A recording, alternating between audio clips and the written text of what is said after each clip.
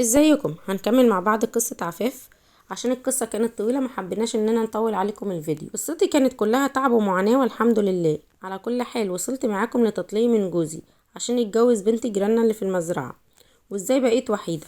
كان لينا جار طيب اسمه عمي فوزي ومراته عمتي زينب. كنت بقول لها يا ماما لانها كانت بتعتبرني وبتعزني. رحت لهم المزرعه واستقبلوني واحتضنوني ورفضوا اني امشي من المكان، خاصه انهم لوحدهم لانهم متجوزين اولادهم وبناتهم في محافظه تانية وقاعدين في المزرعه باستمرار. طبعا انتم عرفتم في الفيديو اللي فات اني بعت بيت ابويا وامي بعد وفاتهم واديت المحروس فلوس البيت، فكنت خارجه من عنده على الحديده مفيش معايا اي فلوس نهائيا. اشتغلت في المزرعه مع عمي فوزي وعمتي زينب وكانوا بيعاملوني زي بنتهم بالظبط، وكنت مرتاحه نفسيا معاهم، وربنا كان ليه حكمه في اني اقعد معاهم عشان اكون شاهده على تخليص ربنا لحقي وتعويض عن الظلم اللي اتظلمته. مر 6 شهور وعرفت ان سعيد اتجوز بالمحروسه اللي بيحبها بعد ما اشترطوا عليه يشتري لها شقه في قريه من قرى محافظه القليوبيه، واشترطوا عليه مهر كبير، وطبعا البيه وافق على كل طلباتهم وكله كان من عرقي وتعبي. المهم مرت الأيام والشهور والبيه كان دلدول للمدام الجديدة، وكان حديث المنطقة بالكامل بيستهزئوا بيه، لكن ما كانش قادر يفلفص منهم لأنه طبعا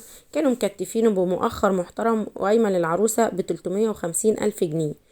بعد 2 من جوازه المدام طلبت الطلاق لأنها محرومة من الخلفة، لأن البيه مع عيوبه ما بيخلفش وهي نفسها تسمع كلمة ماما. وبعد مشاكل وحوارات تم الطلاق ما بينهم بعد ما جابته على البلاطة وخلته صرف شقة عمري على الشقة والجواز والمهر ومصاريف ببذخ لمدة 2 سنين، والعدل الإلهي أخد مجراه وكمان انطرد من المزرعة بعد ما كان بقاله فيها 19 سنة. لكن ربنا كان كرمه كبير عليا بأنه راح يشتغل في مزرعة في نفس المنطقة. أنا كنت مذهولة من حكمة ربنا وعدله إني أكون شايفة حقي بيرجعلي، وربنا بيخلص كل الظلم اللي اتظلمته من سعيد. بعد مرور 6 شهور على تطليقه للمدام الجديدة بعتلي مع ناس تاني إنه يعرض عليا إن أرجع له، لكن أنا كنت رافضة، وإنه مستعد يعمل أي حاجة أطلبها منه. أنا محتارة أكمل حياتي مع عمي فوزي وأمي زينب ولا أرجع له تاني.